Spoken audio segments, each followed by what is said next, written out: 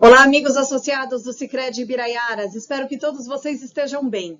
Hoje é dia de previsão mais estendida, então confiram agora a previsão para os próximos meses para todo o Brasil e, é claro, com o devido destaque para as áreas de atuação do Sicredi no Rio Grande do Sul e também no Triângulo Mineiro. Tudo isso através dos nossos mapas e dos gráficos, mapas semanais, mapas mensais e também os gráficos com a previsão mais detalhada de chuva e de temperatura para os próximos 180 dias. Mas antes da previsão, vamos ver como é que estão as condições atuais de água disponível no solo.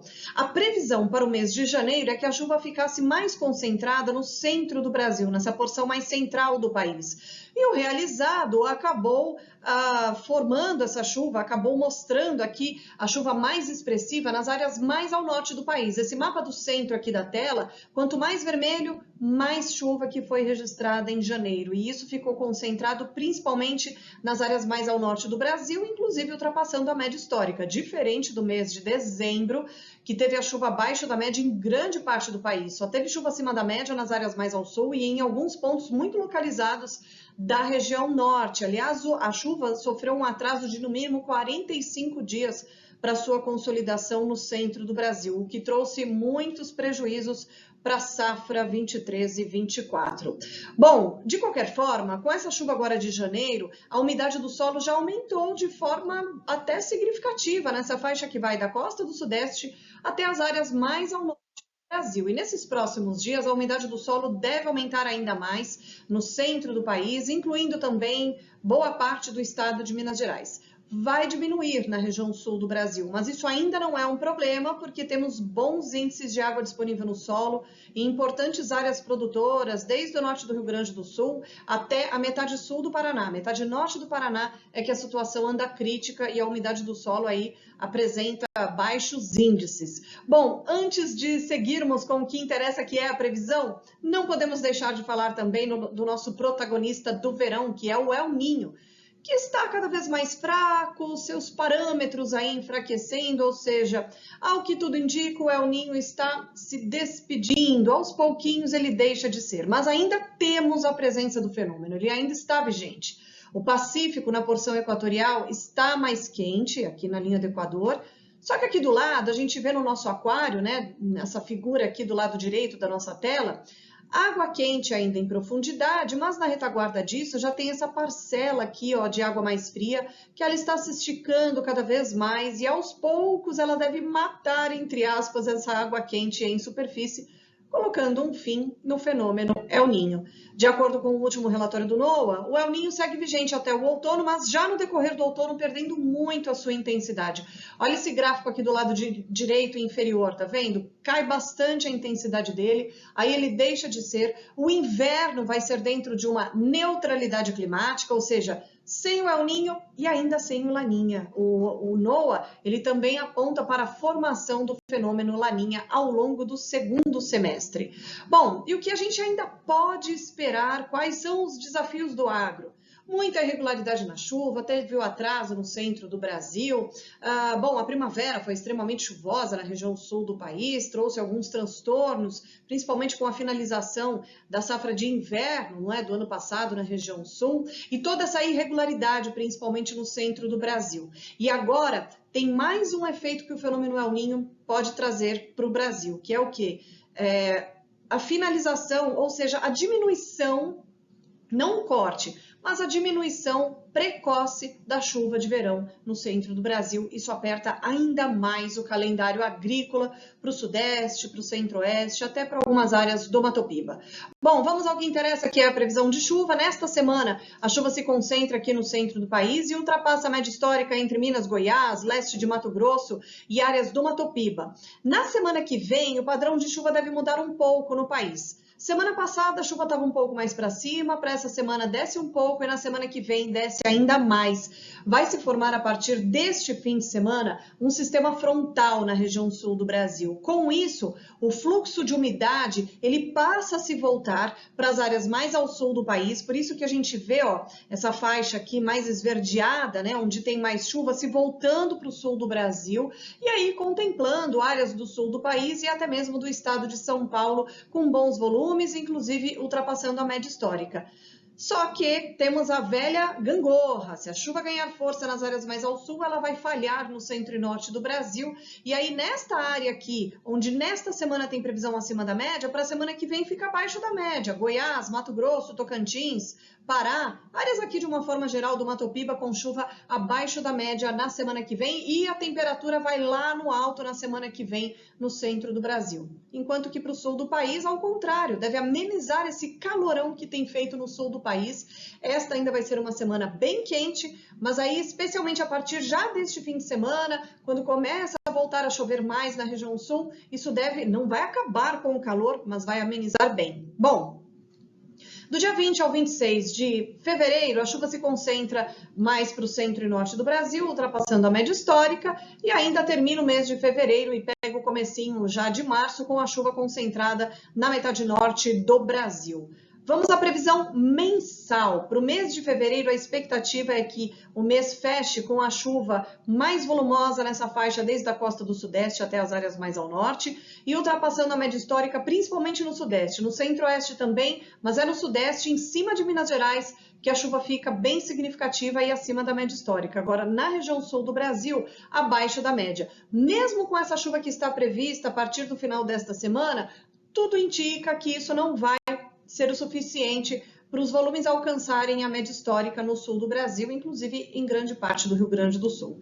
Para março, aí a chuva já se concentra para as áreas mais ao norte do país, contemplando Mato Piba também, boa parte de Minas Gerais. Agora, entre São Paulo, Mato Grosso do Sul e sul do Brasil, o volume deve ser bem menor, não alcança a média histórica e atenção que, olha só, sul de Minas, alguns pontos do Triângulo também, com irregularidade já para o mês de março. Em abril, até volta a chover um pouco mais na região sul do país, o que deve manter bons índices de água disponível no solo.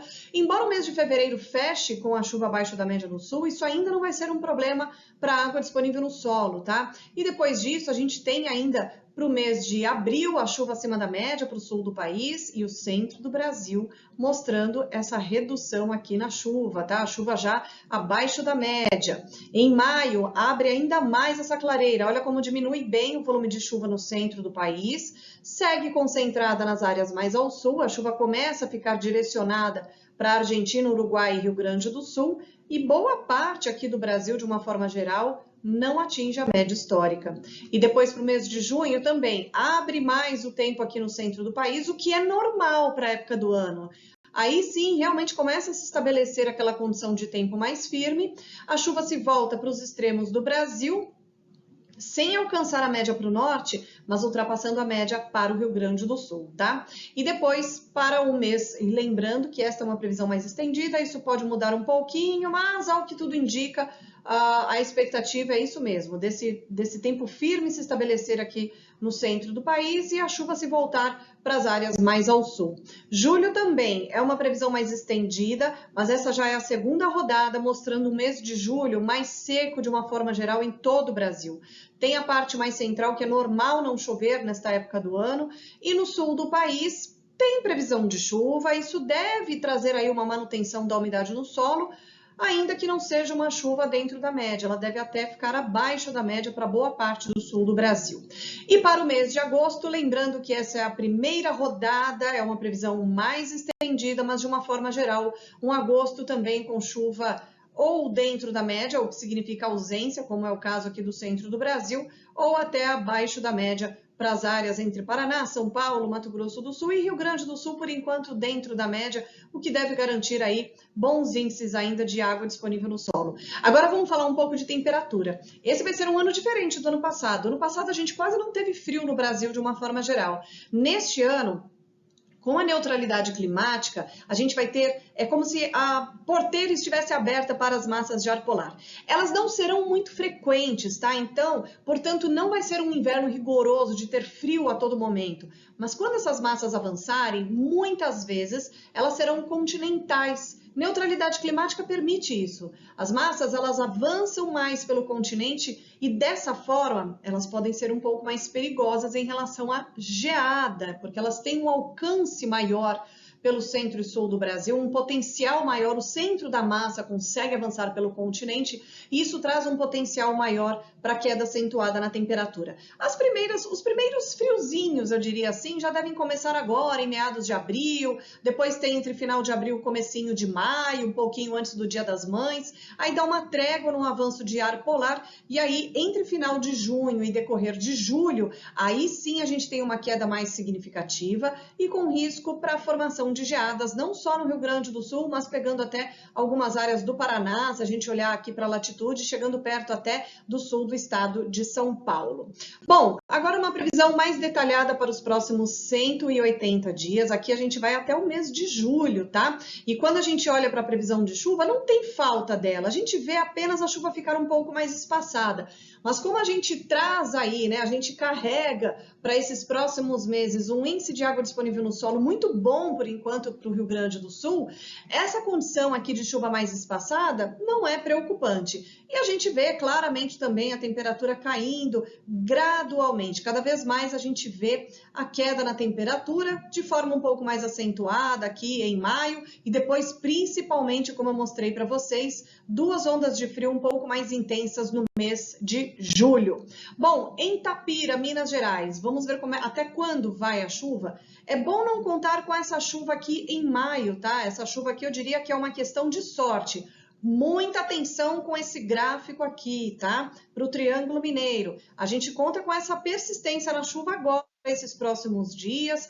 Ela deve seguir pelo menos até meados ali do mês de março. A partir de meados do mês de março, decorrer de abril, ela se torna cada vez mais espaçada até ela terminar. Aí tem essa chance de chuva aqui em meados de maio, mas muito cuidado, isso aqui é uma questão de sorte. E se ela vier, ela vai ser bem localizada, cai num canto e não cai em outro, ou seja, não é garantia de chuva para todo o Triângulo Mineiro.